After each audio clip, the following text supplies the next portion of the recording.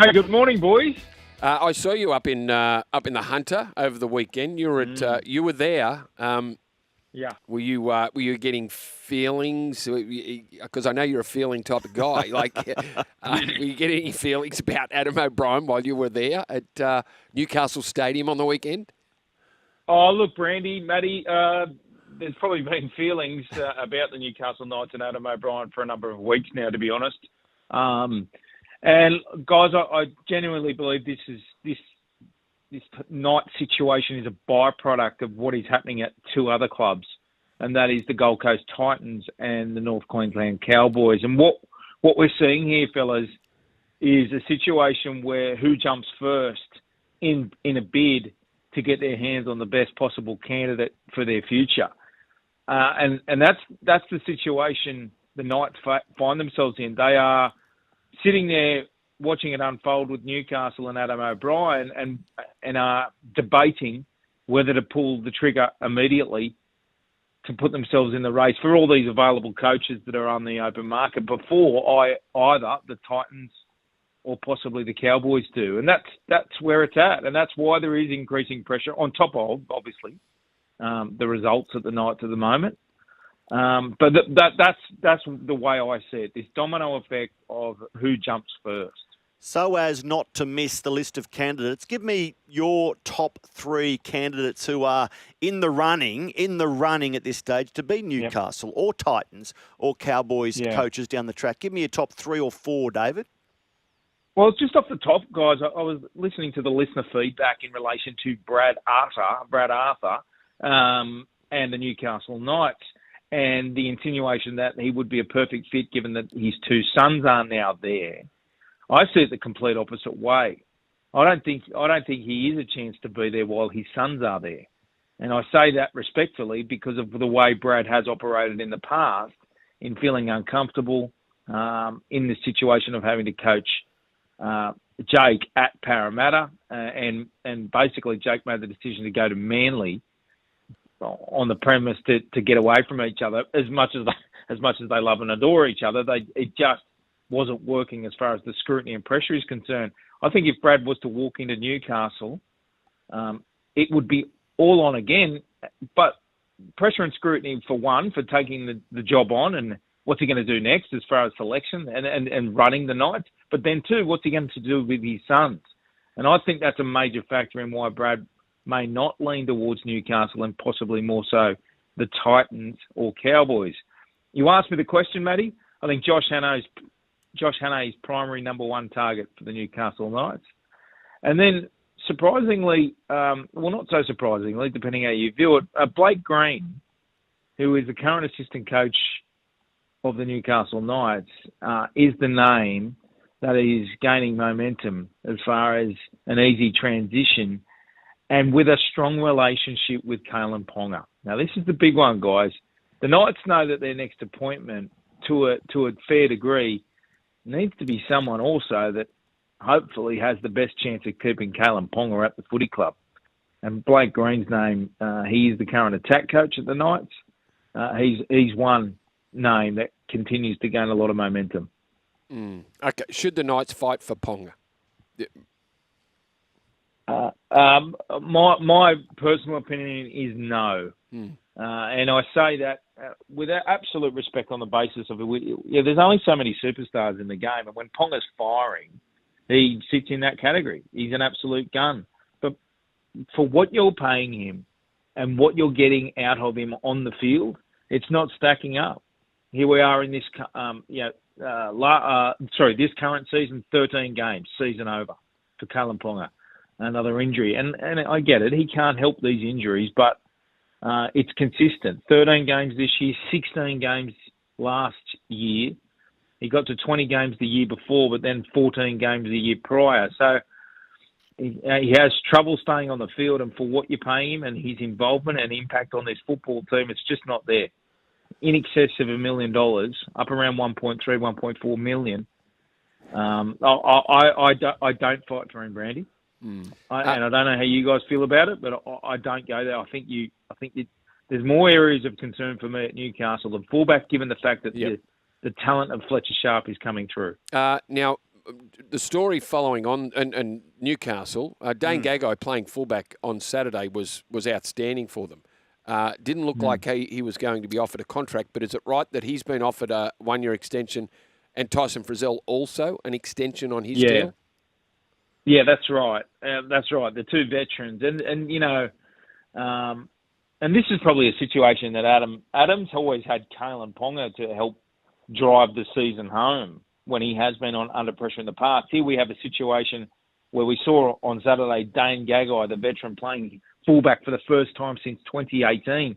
And I think that speaks to his experience, the trust and the reliability of a player like Dane Gagai. And for the Newcastle Knights to be in the situation only a few weeks ago to say, no, we don't want to re-sign you, to be now offering him a 1-year deal, I think it's the right move and the smart move, because you want to keep these players around. And it was down to a fan petition also that drove this backlash directed at the club in wanting to keep Dane Gagai and Tyson Frizzell at the footy club. This is a club that needs experience. And if you talk to all the head coaches in the game, you can't have enough experience in your team. And what the Knights are about to go through and are going through is that these are the two players that you want inside your four walls, trying to You got to be careful with experience as well. Like it is, and I think sometimes you go, oh, it is a young man's game.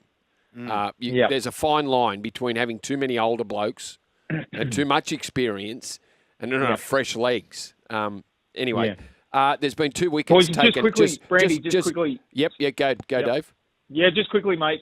You mentioned earlier Dylan Lucas. He's definitely gone for the season with a Liz Frank injury. My God. So he's gone, and it's just another blow for the Newcastle Knights because again he's one of their key figures. He is as they run towards the end of this season.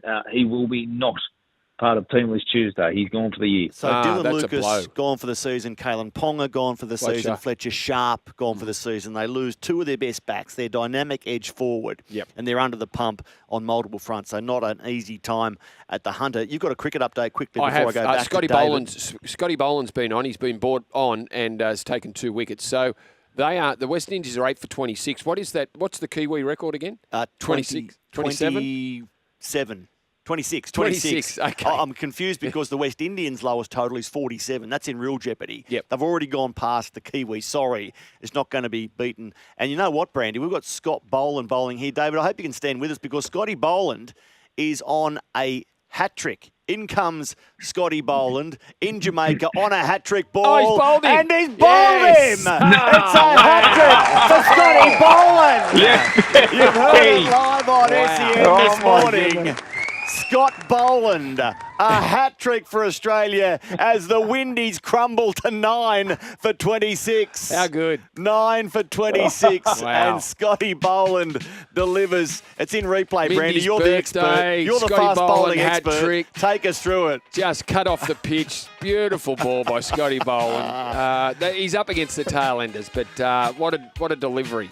So a hat-trick for Scotty Boland in only his second over this morning. David, do you have any West Indian heritage? Because you're half a chance to be picked in their test team for the next tour, the way they're batting this morning. I'm cool. I'm very cool, man. Yeah, David. He tells me part of him is West Indian. Don't know what part, but part of him is West Indian. Are we? And we've got I've got a few texts here about Wayne Bennett and South's performance this year. But you say is Cody Walker gone for the season? Yes. What's he done to himself? It gets worse for South Sydney. It gets worse for South Sydney. Unfortunately, he is. He's gone for the season. It's a calf injury, guys, and it's considered a 6 to 8 weeker. So there's a significant issue there with that calf of Cody Walker's, and it just caps. It just caps a terrible season for South Sydney. He won't be there for the rest of the year, and now you're relying on your backup halves, and quite possibly, guys, dare I say it, is this when we see Lewis Dodd get his opportunity? I hope for so. South Sydney, and at the same time, in all seriousness, I think this is a byproduct of South Sydney's current issues. They've got a $600,000 reserve grade halfback sitting on their salary cap, and I think that's inhibited their roster management, and it's something they need to do a deep review on at the end of this season. They need to make some harsh calls to fix this roster. And when you have a player like Lewis sitting on your salary cap who you aren't using, you need to find a way. You need to find a way to move on and use that money elsewhere, because that roster's out of whack. And I'm speaking about specifically in the forward pack also. They're down an enforcer. Yep. And if not for Jai Arrow this season, they who's really stood up. They've had a tough year, but they really need a deep review on that roster. And a quick preview of Teams Tuesday, David. You've mentioned Cody Walker gone for the season. Rocco Berry picked up that shoulder injury for the Warriors. Dylan Lucas, gone for the season. The Dragons, Hamish Stewart, Luciano Leilua under a question mark. The Dolphins lose Mark Nichols and Kuli Kefu Finufuiaki this week, as if their forward stocks haven't been ravaged enough. They're down some more. Hugo Savala, wrist injury. So you'd expect Sandon Smith comes straight back in. Might Taylan May, fresh from a 9-minute hat-trick for West Tigers at cup level. Might Taylan May appear somewhere for West Tigers, David? Well, they need a spark, don't they? Yeah, I saw that. Scored 3 tries and he's knocking on the door to get a start. Geez, I wouldn't mind seeing Adam Dewey at fullback, guys. More touches for Dewey, the better the Tigers seem to be going in the last 2 weeks. And playing in the centres last week against the Warriors really strong. Wouldn't mind seeing Dewey get a start at fullback. Doctor and feelings. They don't call him Magic Fingers for nothing. He owns the keyboard like a magician. David, I'm feeling you. I won't say it. Have a good day. Hey, thank you, boys. Go well. We've got to go to our special guest who came up with a huge play, Brandy.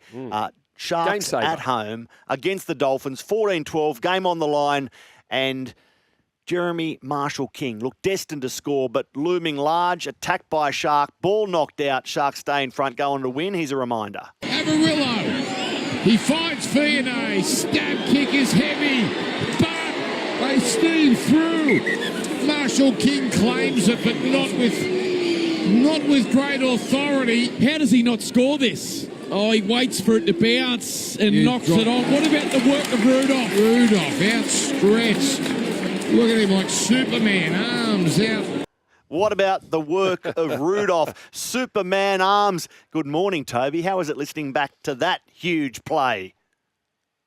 Yeah, boys, it gives me a bit of goosebumps, eh? It was it was in the right place at the right time, luckily, and watching it back, I do think that Jeremy Marshall-King might have won that time over again. If I didn't know I was right behind him, could have easily just dove on the ball, but then I wouldn't have had such a great week, so pretty happy he didn't do that. No, that's right, because you would have had every reason not to even turn and chase, because he ran past you, and when he ran past you, I thought, there's no Shark in the picture. You showed great speed, Toby. I know you've had a few weeks off through injury. You must have been working on your speed. Who's the guy that you go down to?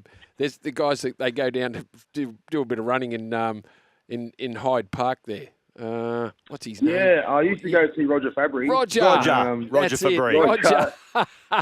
One of the truly great characters left in rugby league. I was sort of seeing him in off season before my shoulder surgery.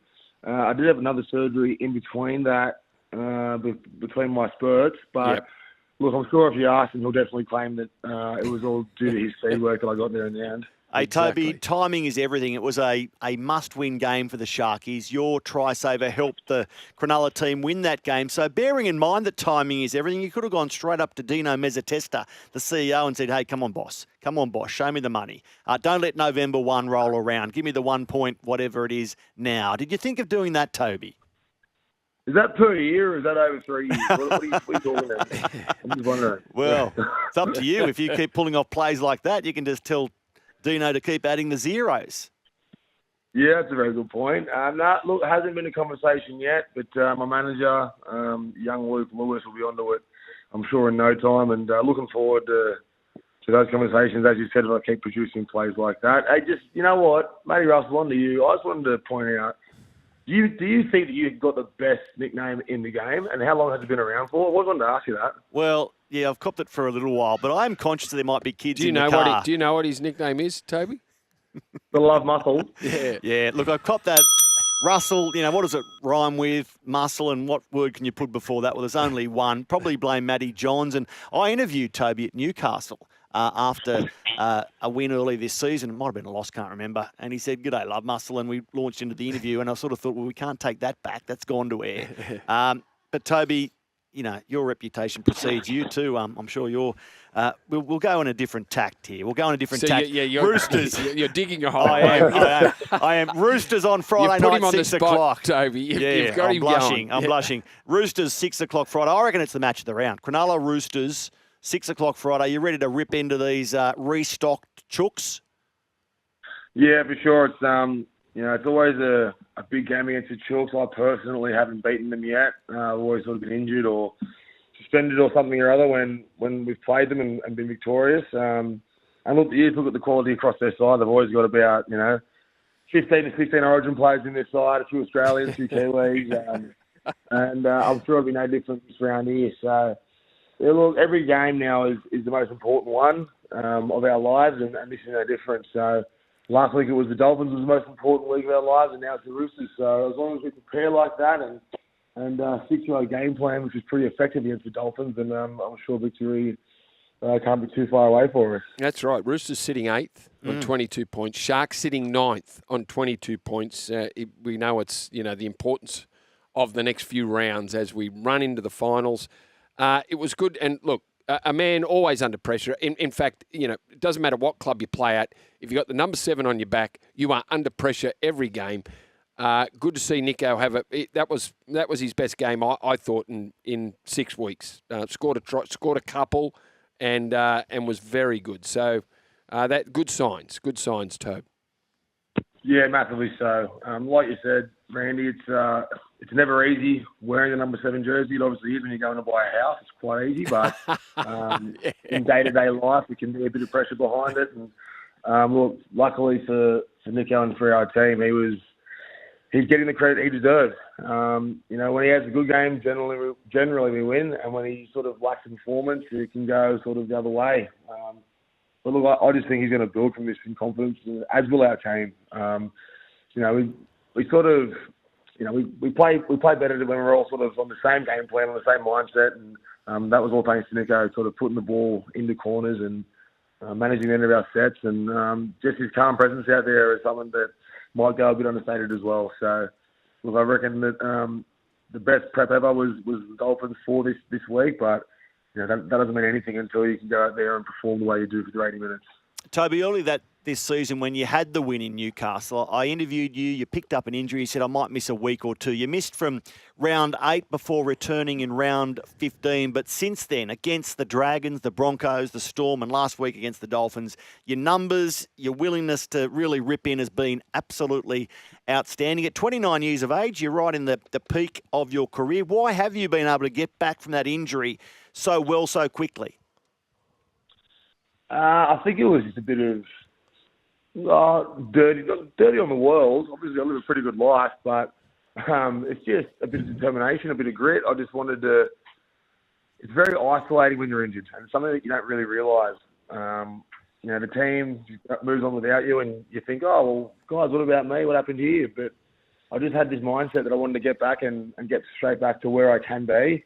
So the amount of sort of work I was doing that no one was seeing was sort of has been building over the last 7 weeks. Like I said to you, mate, I thought it would be a very short injury, and lo and behold, it was my 5th surgery of my career, and I didn't really rest on my laurels, I suppose you could say, and I just wanted to get back to the Sharks being a respected team, and so whether it was a bit of self-determination, team determination, and I was just also very lonely and wanted to be with my friends. So I missed of all three, I'd say, and boys, I'm just looking forward to every single week as it comes and just not taking it for granted right now. We're tearing up. We're tearing up hearing that Toby was a bit lonely. That's no good. Yeah, and there's a number of questions here from getting text in here, Toby. Port Adelaide Dragon says, are you, the Roosters, as you said, have got, 19 State of Origin players and then test players for Kiwis and Australia, but are you scared of Spencer? He was rumoured to have been heard saying he will own you. I guess that's Spencer Leniu, but yeah. So there it is. So he's not Port scared of Adelaide Spence. Dragons throwing it out there. Tobe. So the Port Adelaide Dragons have heard Yeah. that Spencer Leniu said that he'll own me. Yeah, on the lowdown. Yeah, you heard it somewhere around the traps, the Port Adelaide Dragons. So we can. Yeah, right. Yeah, kick off time's coming. Run it up. Kick off time. Yeah. Look, fear is not a thing. I'm more actually scared of the feet of Toya or something like that. But Spencer Leniu running dead straight at me. I'll take that every day. Bring it on. Bring it Yeah, on. bring it on, mate. Yeah. Dunny wants to know who the best dancer is in your family, but as you told us off air, Toby, it is definitely you. Tommy Hazelden hopefully back shortly to play alongside you, Toby. Great to chat this morning. Good luck against the Roosters Friday at Shark Park. Thanks so much, boys. Always a pleasure talking to you. Enjoy your day. Tobe. You know, Michael, doctors say a proper breakfast includes eggs, bacon and breakfast with Vossy and Brandy. So get your daily fix through our socials and listen live on SEN Radio.